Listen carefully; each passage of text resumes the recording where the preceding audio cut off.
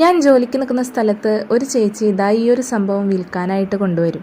ഒരു 1/4 കിലോൻ്റെ പാക്കറ്റിന് 60 രൂപയോളാണ് കേട്ടോ ആ ചേച്ചി മേടിക്കുക. അപ്പം ഞാൻ വിചാരിച്ചു ഒരു വട്ടം ഞാൻ വാങ്ങി, നമ്മളെന്തായാലും വീട്ടിലുണ്ടാക്കുന്ന ആ ഒരു ടേസ്റ്റ് വേറെ ഒരിടത്തിലും ഉണ്ടാവില്ല. നല്ല ഇഷ്ടമുള്ളൊരു സംഭവമാണ് പട്ടാണിക്കടല.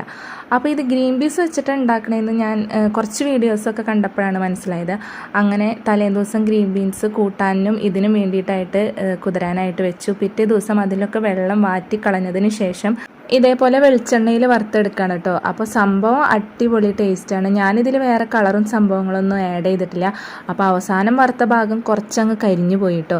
എന്നാലും സംഭവം അടിപൊളിയായിരുന്നു. കുറച്ച് ഉപ്പും കുറച്ച് മുളക് പൊടിയൊക്കെ ചേർത്ത് നല്ലോണം മിക്സ് ചെയ്ത് കഴിഞ്ഞപ്പോൾ വറുത്ത് വെച്ച പട്ടാണിക്കടല പെട്ടെന്ന് തീർന്നത് അറിഞ്ഞില്ല. പിന്നെ ഇതേപോലെ കൂട്ടാൻ വെച്ചിട്ട് കഴിക്കാൻ ഇഷ്ടമില്ലാത്തവർക്ക് ഇതേപോലെയൊക്കെ ഒന്ന് വറുത്ത് കൊടുക്കുകയാണെങ്കിൽ അടിപൊളിയായിരിക്കും കേട്ടോ.